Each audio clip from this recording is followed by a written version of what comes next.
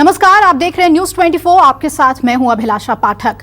Bulletin की शुरुआत बिलासपुर से आई रेस्क्यू की एक हैरान करने वाली तस्वीर से, जहां के रतलामपुर इलाके में एक युवक खूंटा घाट वेस्ट वियर बांध टूटने से मझधार के बीच फंस गया। देखिए तस्वीरों में, मझधार में फंसा ये युवक जिंदगी और मौत के बीच झूल रहा था, लेकिन तभी इंडियन फोर्स का एक हेलीकॉप्टर आसमान में देवदूत की तरह प्रकट हुआ। हेलीकॉप्टर को देखकर युवक ने राहत की सांस ली। पानी के बीच फंसे हुए युवक को देखकर लोगों ने स्थानीय प्रशासन को जानकारी दी थी। स्थानीय प्रशासन ने राजधानी रायपुर को जानकारी दी और इसके बाद युवक को बचाने के लिए इंडियन एयरफोर्स का एक हेलीकॉप्टर बिलासपुर रवाना कर दिया गया। हेलीकॉप्टर से एक रस्सी फेंकी गई। रस्सी की डोर या कहें कि जिंदगी की डोर पकड़कर यह युवक सुरक्षित निकाल लिया गया। छत्तीसगढ़ के कई जिलों में 2 दिनों से लगातार बारिश हो रही है, जिससे कई नदियां उफान पर हैं, लेकिन किस तरह से इस उफान भरी नदी से रेस्क्यू किया गया इस युवक का, वो तस्वीर हम आपको दिखा रहे हैं। एक रस्सी के जरिए सैलाब के बीच से इस युवक को एयरलिफ्ट कर लिया गया।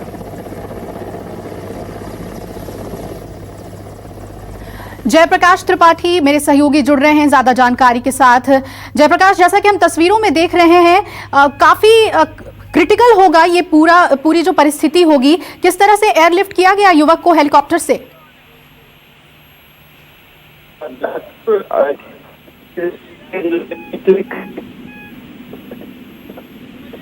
नदी नाले है वो पानी का खूंटा घाट है और यहाँ पे डैम में जो है फिलहाल को काफी लोग जो है तो जल दैत्य पर देवदूत भारी पड़े और वाकई में जिंदगी की डोर किस तरह से थामे हुए था ये युवक, ये तस्वीर में आप देख सकते हैं। और बहुत ही समझदारी के साथ ये इस रेस्क्यू ऑपरेशन को अंजाम दिया गया और जिंदगी जो है वो बच गई। ज़्यादातर नदियां उफान पर हैं इस वक्त मध्य प्रदेश, छत्तीसगढ़ में। और ये देखिए छत्तीसगढ़ की बिलासपुर की ये तस्वीरें, जहां पर एयरलिफ्ट करके युवक को बचा लिया गया, वरना जिंदगी की डोर टूट सकती थी। बहुत ही सही समय पर एयरफोर्स का हेलीकॉप्टर यहां पहुंच गया और एक रस्सी के जरिए इस युवक को एयरलिफ्ट कर लिया गया।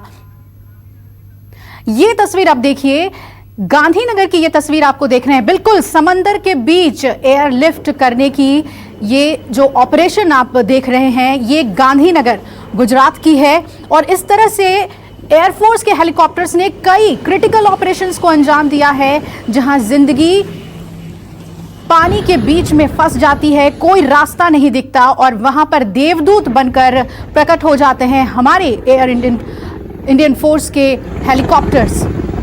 ये गांधीनगर गुजरात की तस्वीर देखिए। जाहिर तौर पे बारिश के मौसम में ज़्यादातर नदियां उफान पर हैं, समंदर भी लबालब भरे हुए और लहरों की चपेट में कई बार लोग फंस जाते हैं। और ऐसे समय में किस तरह से इंडियन एयरफोर्स के हेलीकॉप्टर्स पहुंचते हैं रेस्क्यू करने के लिए, राहत और बचाव कार्य के लिए। और बहुत ही क्रिटिकल होता है ये ऑपरेशन, क्योंकि अगर ज़रा सी भी भूल हुई तो ज़िंदगी की डोर छूट सकती है। और ये देखिए किस तरह से रोप के जरिए, रस्सी के जरिए एयरलिफ्ट किया गया और रेस्क्यू को अंजाम दिया गया। किनारे तक फंसे हुए व्यक्ति को लाने में कामयाबी हासिल की हेलीकॉप्टर ने।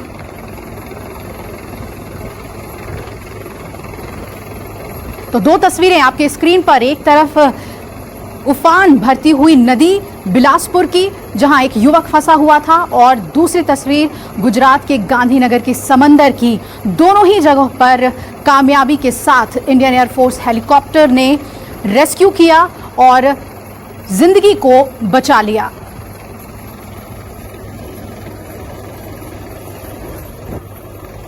ये देखने में रोमांच भरा लगता है, लेकिन आसान नहीं होता। किस तरह से फंसे हुए व्यक्ति तक, पीड़ित तक पहुंचे, ये एक बहुत ही क्रिटिकल ऑपरेशन होता है। लेकिन यहाँ पर दाद देनी होगी पायलट्स की कि वो ठीक ऐन उस जगह पर पहुंच जाते हैं जहाँ पर रेस्क्यू की ज़रूरत होती है और बहुत ही सधे हुए तरीके से मदद उनके तक पहुँचाई जाती है। ये देखिए किस तरह से एयरलिफ्ट किया जा रहा है बिलासपुर में, जहाँ नदी में लहर कितनी ज़्यादा है, उफान कितनी ज़्यादा है और किसी भी वक्त ऐसा हो सकता था कि ज़िंदगी की डोर छूट जाती। लेकिन ऐन वक्त पर एयरलिफ्ट कर लिया गया इस युवक को।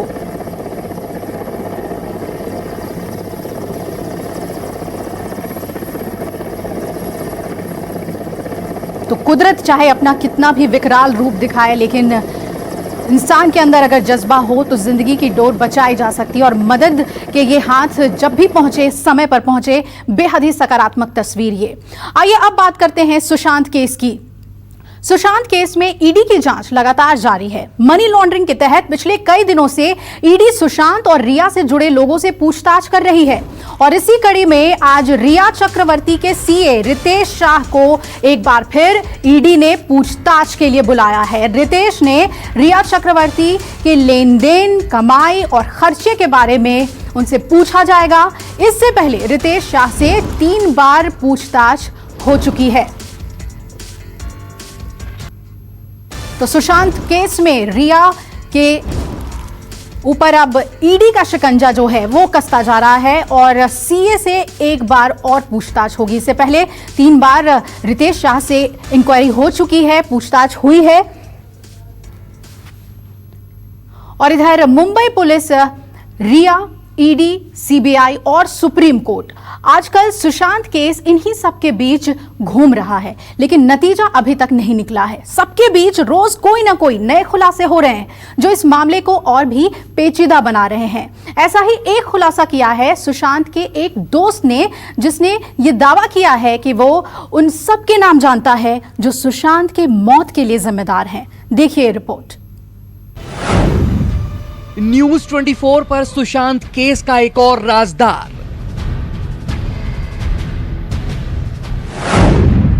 कैमरे में कैद सुशांत पर हुए सितम की कहानी।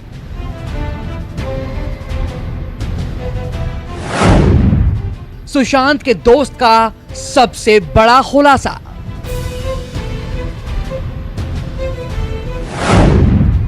मैं सबके नाम जानता हूं।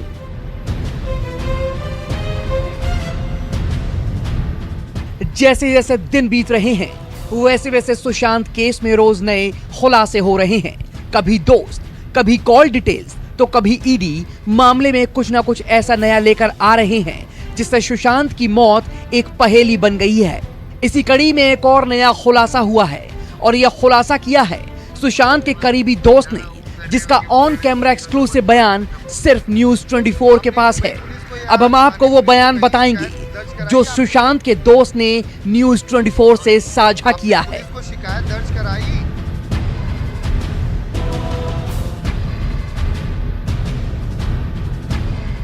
सबसे पहले आपको न्यूज 24 वो सुनाएगा जो अब से पहले किसी ने आपको नहीं सुनाया होगा।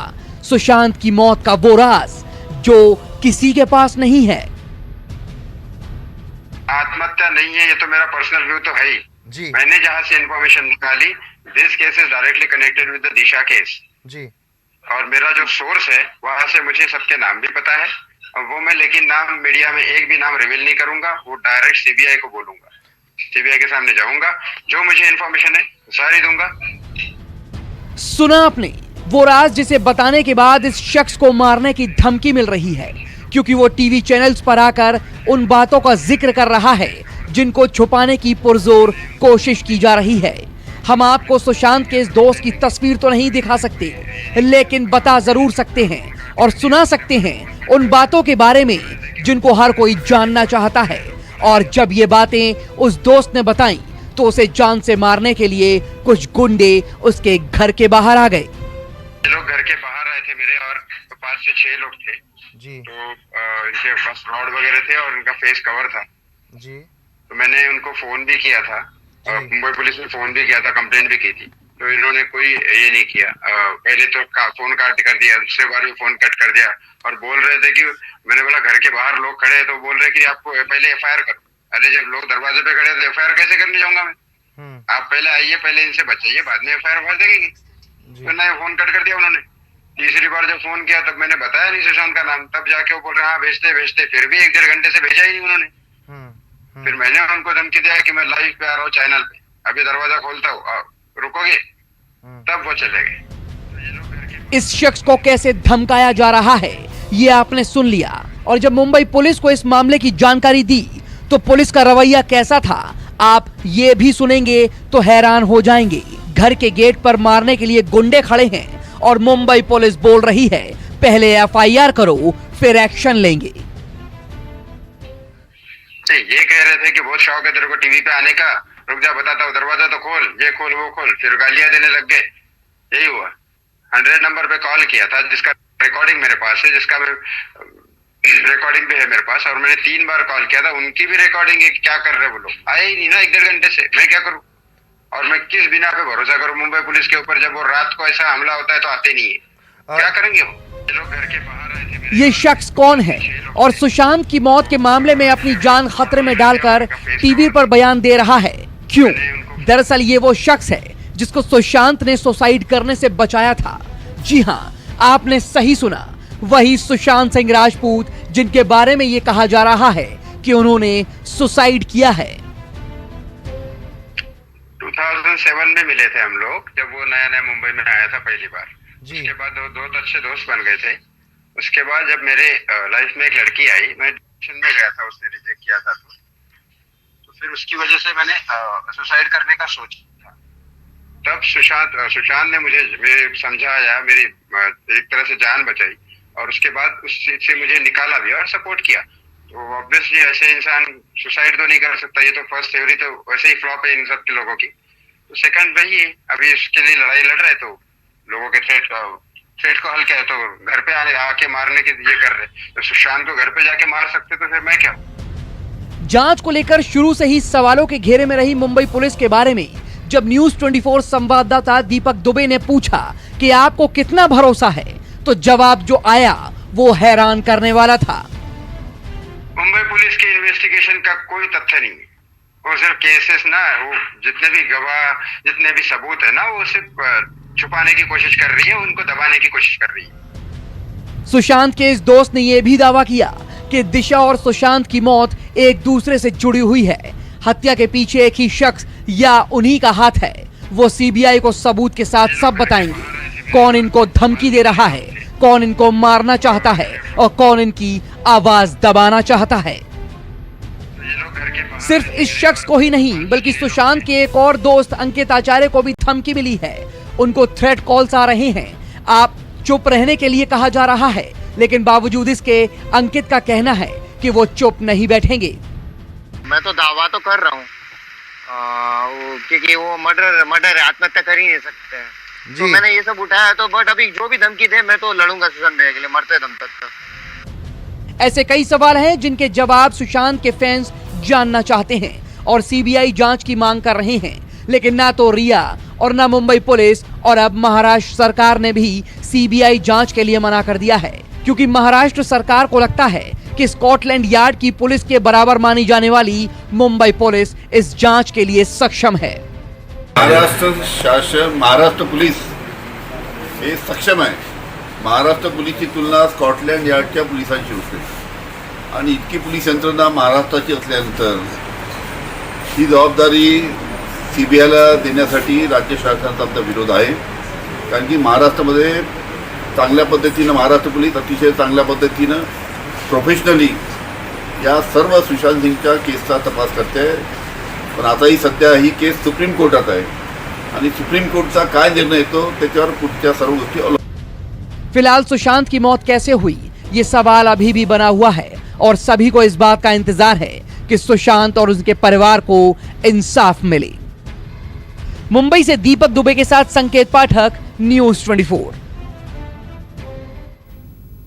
और आइए सीधे रुख करते हैं मुंबई का, जहां मेरे सहयोगी दीपक दुबे मौजूद हैं। दीपक, जानना चाहेंगे आपसे कि आज रिया के सीए से पूछताछ होनी है ईडी की। जाहिर तौर पे जितनी भी फाइनेंशियल ट्रांजैक्शन हुए हैं रिया के और सुशांत के साथ, बिजनेस में वो कैसे इन्वॉल्व थी, उनके परिवार का क्या इन्वॉल्वमेंट था, इन सभी बातों पर ईडी की नजर रहेगी।